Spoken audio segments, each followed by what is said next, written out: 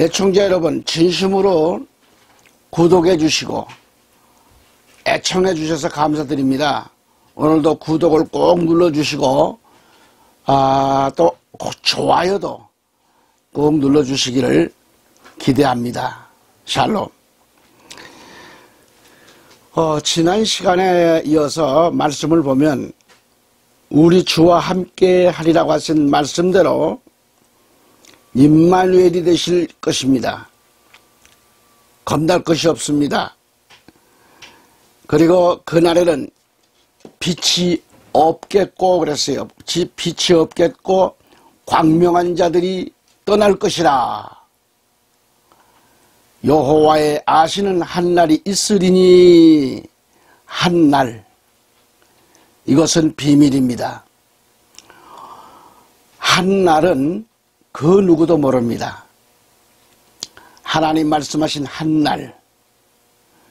그러나 남은 한 일회가 시작되면 그 날을 알 수 있습니다. 바로 이 한날이 있고 이어서 낮도 아니요 밤도 아니라 어두워갈 때에 빛이 있으리로다. 그랬습니다. 8절 말씀을 가보면 그날에 생수가 솟아나서 절반은 동해로 절반은 서해로 흐를 것이라. 여름에도 겨울에도 그러하리라고 오늘 말씀을 하고 있습니다. 여기서 영적인 뜻이 있습니다. 이는 천년왕국도 될 수 있겠고요. 그리고 서해 바다가 살아난다는 힌트도 여기에서 보여주고 있는 거죠. 지금은 죽어있는 바다, 저 사해 바다죠. 사해 바다, 죽어있는 바다, 사해가 곧 살아난다고 말씀합니다. 사해가 살아남으로써 우리 예수님이 그곳 동편에 서실 것을 말씀하고 있습니다. 성경의 모든 예언과 묵시는 때가 되면 이루어질 일들입니다.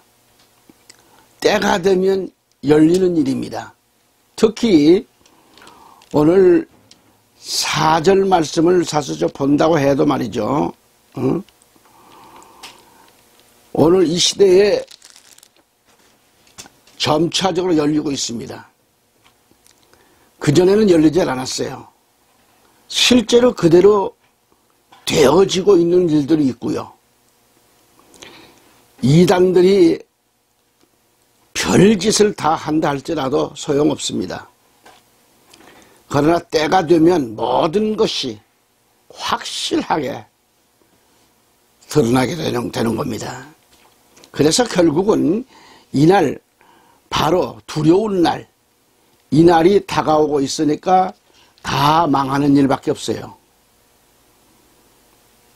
이때 거룩한 자는 걱정이 없다는 것이죠. 이걸 알아야 돼요.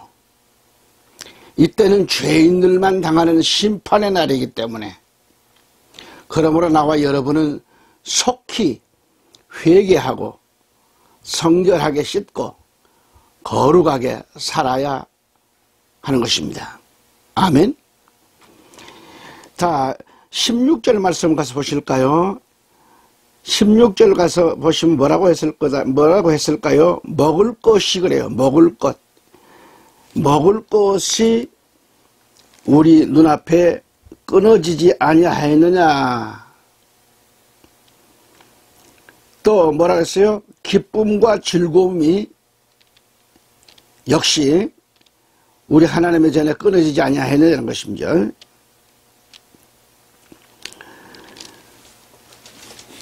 자, 여기서 식물이, 곡식이, 먹을 것이 지금 끊어졌다 그런 얘기죠. 여기서 식물이 우리 목전에 끊어졌다고 하는 것은 뭘 말하죠? 예수님 재림 때에, 환난 때에 실제적인 육신의 기근이 있을 것을 말씀하고 있는 겁니다. 지금 세계 도처에는 기근으로 말미암아 굶어 죽고 있다고 하는 것을 알 수 있습니다. 너무 많은 숫자가 지금 굶어 죽죠. 여기 실제적인 그 육의 양식도 문제이지만 영의 양식도 없다는 말도 됩니다. 목전에서 없어진다는 겁니다. 목전에서. 지금은 말씀이 풍족한 시대입니다. 아주 홍수를 이루는 시대에 있습니다. 그런데 앞으로 이러한 때가 없어진다는 거죠. 말씀이 넘쳐나는 이 시대인데, 그러나 그날에 가서는 영의 양식도 없다, 그런 얘기입니다. 실제로 영의 양식과 육의 양식이 없어서 고통당하는 날이 와요. 지금은 말씀이 풍족한 시대 아닙니까? 자, 그때가 언제인가? 후 3년 반 짐승이 통치하는 때에 그렇게 된다는 거죠. 이제 거룩한 교회가 신부로 단장하고 있을 때 이 기회를 놓치지 말 사람들이 많다는 것입니다. 놓치고 말 사람들이. 그러니까 기회를 놓쳐버리면 어떻게 되는 거죠? 자, 쉽게. 자, 미련한 우리가 다섯 처녀를 생각해 봅시다. 기회를 놓쳐버린 미련한 다섯 처녀는 불행하잖아요. 식물이 없어요. 다 끊어지고 없는 거예요. 그래서 그때 교회를 찾아가 봐도 이미 기쁨과 즐거움이 이미 사라진 후이기 때문에 이때는 기회를 놓친 다섯 처녀와 같이 통곡할 날이 오는 겁니다. 그때는 하나님의 교회도 끝이 나고 저 그리스도가 내가 하나님이라고 하고 세계를 통치하는 시대가 되어버리기 때문에, 그러므로 아무리 교회를 찾아간들 그때는 교회가 아니고 하나의 창고에 불과할 것입니다. 아무리 교회 건물이 웅장하고 수많은 성가대와 최고급 칼라 주보에 거룩하게 예배를 드린다 할지라도 이때는 하나님이 그 교회 안에 안 계시는 겁니다. 이미 우리 믿는 신자들은 하나님이 예비해 놓으신 예비처에 들어가서 보호받는 그런 때입니다. 그때는 하나님은 음욕교회에 계시지 않습니다. 지금은 교회고 성전으로 사용되고 있지만 그때는 하나의 창고에 불과하다는 것. 이미 하나님의 교회 역사는 이 땅에서 끝이 난 때라는 걸 알아야 돼요. 자, 17절 말씀을 보면은 의미가 참 깊습니다. 요엘서 1장 17절 말씀 보시면은 씨가 흙덩이 아래서 썩어졌고 창고가 비었고 곳간이 무너졌으니 이는 곡식이 시들었음이로다 라고 했습니다. 그러니까 이 말씀에서 씨는 뭘 가리키죠? 말씀을, 복음을 가리키고 예수님을 가리키고 생명의 말씀이 바로 그래서 씨로 비유되는 겁니다. 자, 이 말씀 어디서 볼 수 있을까요? 베드로전서 1장 말씀을 보면은, 자, 1장 23절을 찾아서 읽겠습니다. 너희가 거듭난 것은 썩어질 씨로 된 것이 아니요 썩지 아니할 씨로 된 것이니 살아있고 항상 있는 하나님의 말씀으로 되었느니라. 그러니까 씨는 하나님의 말씀이요 살아있는 말씀으로 비유하고 있습니다. 그러나 문제는 씨가 흙덩이 아래서 썩어버렸다는 거죠. 여기서 말한 흙덩이는 창세기 2장 7절에 넘어가면 육신의, 인간의 그 육체를 가리킵니다. 땅이 좋아야 하고 그래야 싹시 나잖아요. 밭이 좋아야죠. 인간의 육체를 가리켜서 흙덩이라고 그래요. 흙이라. 씨는 말씀인데 씨가 흙에 뿌려졌는데도 불구하고 싹시 안 나는 거죠. 좀 더 구체적으로 들어간다면 돌짝밭과 같은 아스팔트에서는 싹시 자랄 수도 없을 뿐만 아니라 씨를 아무리 뿌려봐도 싹시 안 나는 거죠. 특히 씨가 흙덩이 아래에서 썩었다고 하는 것은 하나님의 말씀이 육정이 속에서 바로 싹을 내지를 못했다는 거죠. 그래서 마지막 때는 거룩한 것이 육에게 삼킨 바 된다 그랬습니다. 살아있는 하나님의 말씀이 육적인 신자들로 하여금 싹을 내지를 못한다 그런 얘기예요. 그래서 창고가 비었다 하는 겁니다. 창고가, 하나님의 창고가 비었어요.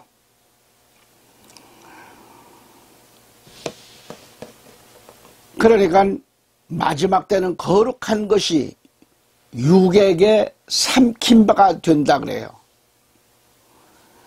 살아있는 하나님의 말씀이 육적인 신자들로 말미암아 싹을 내지를 못하고 결국 창고가 비게 만들고, 창고는 뭘 가리키죠? 교회를 가리키는 겁니다. 교회가 알곡이 없어요. 쭉정이만 있어요. 아무리 말씀을 심어놨어도 말씀에 변화된 자가 없이 전부 생두기가 앉아있는 거예요. 진리의 창고, 진리의 교회, 이러한 교회가 비었다 그런 얘기입니다. 창고가 비었다는 것은 그 말씀이에요. 응? 또한 곡간이 무너졌다. 비어있는 것도 비어있지만 곡간이 무너져요. 곡간은 우리의 심령을 가리킵니다. 우리의 심령. 우리의 심령이 여지없이 무너지는 거죠. 교회의 창고가 무너지니까 곡간도 무너지기 마련입니다. 그리고 곡식은 양식이고 말씀입니다. 그런데 곡식이 시들었다고 하는 거죠. 이 말씀에서 우리가 생각할 것은 결국 7년 때, 환란 때 살아남는 방법은 7년 흉년 때, 지금 좋을 때 저축해 두자는 겁니다. 그래서 구약의 요셉의 개념은 곧 우리에게 엄청난 비밀을 가르쳐 주고 있잖아요. 요셉처럼 우리는 7년 풍년과 7년 흉년을, 환란을 잘 준비해 두라고 하는 것을 보여주는 거예요. 아모스 선지자도 이를 말하고 있습니다. 문제는 사람들이 7년 풍년만 생각하고 있는 거죠. 7년 풍년은 하나님의 은혜가 풍성한 것을 말씀합니다. 말씀도 좋고 은혜도 넘칩니다. 포도주가 아주 맛이 좋습니다. 기름도 좋습니다. 그래서 지금은 어느 곳을 갈지라도 포도주가 차고 넘치는 시대. 그렇지만 사람들이 요셉의 7년 흉년 환란에 대해서는 근심하지 않습니다. 전혀 환란에 대해서 관심이 없어요. 오늘 이 시대 사람들은. 이것이 큰 문제입니다. 영적 큰 환란입니다. 이미 영적인 환란은 우리 앞에 지금 다가온 것을 알아야 합니다. 영적 환란이 오면 망합니다. 망해. 영적 환란에 당할 자가 없어요. 그때 가서는 포도주를 대접으로 벌컥벌컥 마시는 것은 기가 막힐 노릇이죠. 포도주는 우리 주 예수님의 피요 속죄복음인데 복음이 지금 차고 넘치는 시대입니다. 막 대접으로 퍼마셔요 지금. 그리고 기름도 충만합니다. 조금만 발라도 좋아요. 그러나 이것을 몸에다 떡칠을 합니다. 이러면서도 7년 환란에 대해서는 관심이 없다고 하니 문제 아니에요? 포도주를 대접으로 마시면서 계속 그렇게 좋은 날만 있는 줄 알지 7년 흉년은 왜 모르는가? 참으로 답답한 일이 아닐 수 없죠. 우리는 요셉을 통해서 배워야 할 것은 요셉은 그대로 마지막 때에 될 일을 보여주고 있는 겁니다. 시간이 허락되면 다음에 요셉에 대해서 공부를 하겠습니다. 여기서 요셉은 다 가져옵니다. 처음에는 돈 가져오고 다음에는 짐승 가져오고 다음에는 땅 가져오잖아요. 이것은 말세에 666 그림자로 준 거죠.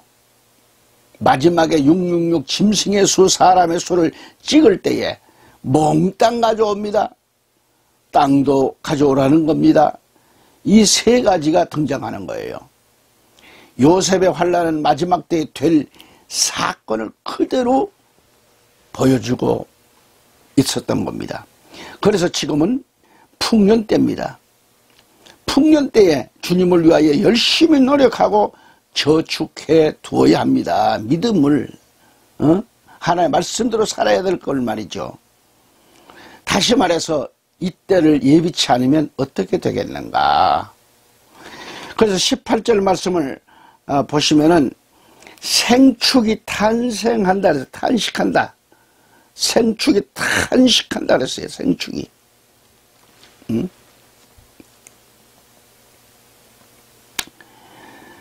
야, 참 소떼가 민망해하니 이는 꼴이 있다? 없습니다. 양떼도 뭐한다? 피곤하도다 라고 그랬습니다. 그러니까 오늘 본문 요엘서 1장 18절에 그렇게 나와 있어요. 가축이 말이죠. 울부짖고 소떼가 소란하니 이는 꼴이 없습니다. 양떼도 피곤하다 그랬습니다.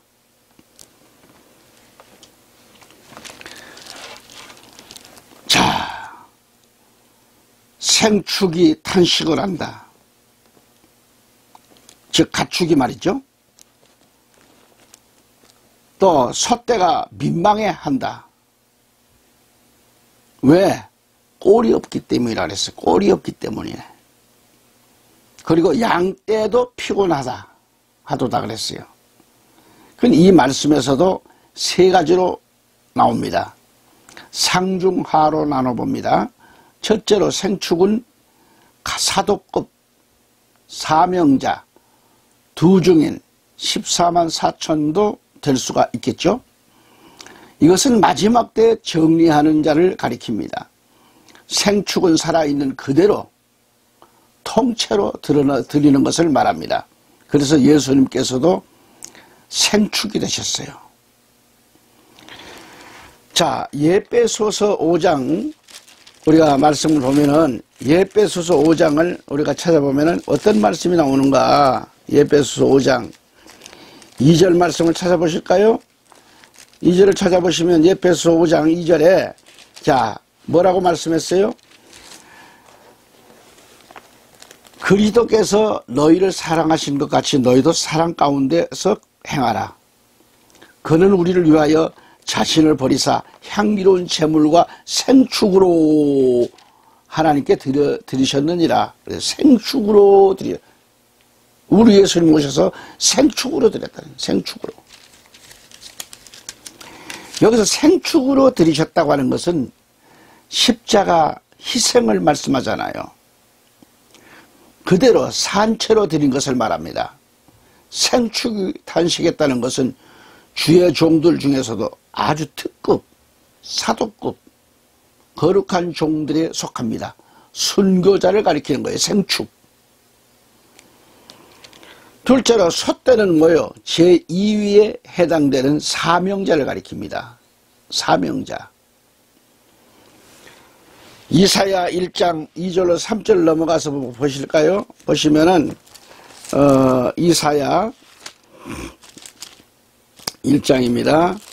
자, 이사야 1장 말씀을 보면은 뭐라고 기록이 되어 있을까요? 자,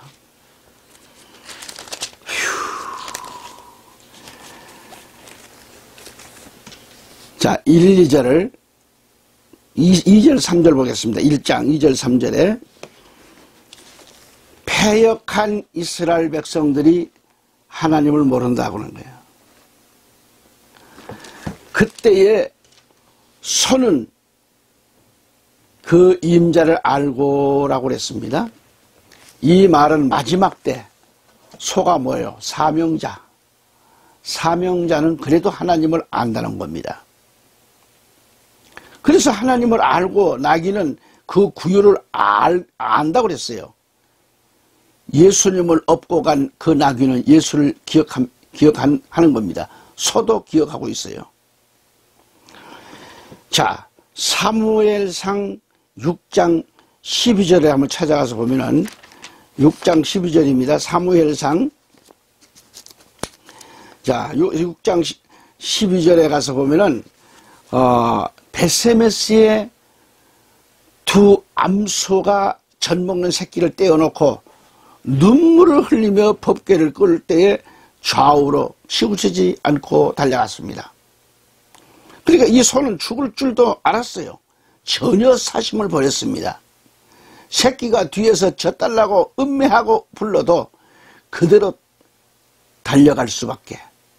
소는 그 임자를 알았기에 그대로 해야 하기 때문에 사명자는 이처럼 그 암소를 아는 겁니다. 임자를 아는 겁니다. 소는 법궤를 끌고 가서 그대로 죽잖아요. 이처럼 소는 마지막 때에 사명자를 말합니다. 사명자. 셋째로 양떼도 피곤하다 그랬어요. 그러니까 양떼는 뭐예요? 말세의 일반 성도들을 가리켜요. 일반 성도들, 양떼. 다시 말해서 이 양떼가 사명자, 일반 사명자. 야, 참.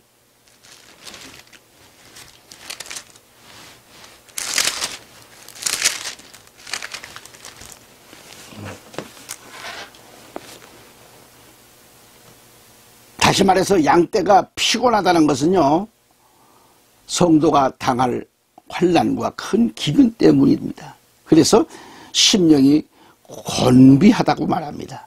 영적으로 볼 때 참아 볼 수 없는 상태가 벌어지는 거죠. 곧 그러할 날이 있겠다는 겁니다. 다시 본문 19절을 보시면 여호와여 내가 주께 부르짖으오니 불이 거친 들에 풀을 살랐고 불꽃이 밭의 모든 나무를 살랐음이니이다 라고 했습니다. 여기서 내가 즉 기도하는 자가 에레미야 33장 3절에 크고 비밀한 일을 보이신다고 그랬거든요.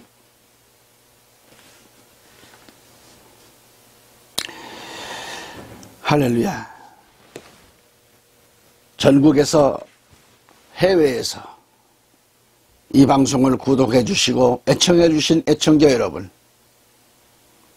교포 여러분, 세계 각 나라 각 처에서 복음을 외치는 선교사 여러분, 진심으로 감사를 드립니다. 이 시대에 복음 전하는 일이 얼마나 힘듭니까? 또한 아직까지 끝나지 않는 이 코로나19 바이러스로 말미암아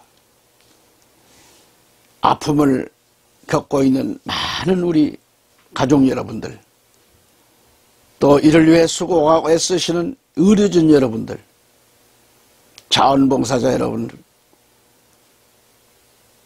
또한 공직자 여러분 힘을 내십시오. 부족한 이 사람은 국가와 민족을 위하여 나라와 여러분을 위해서 기도하고 있습니다. 다음 시간 다시 뵐 때까지 간건하시길 기원합니다. 샬롬.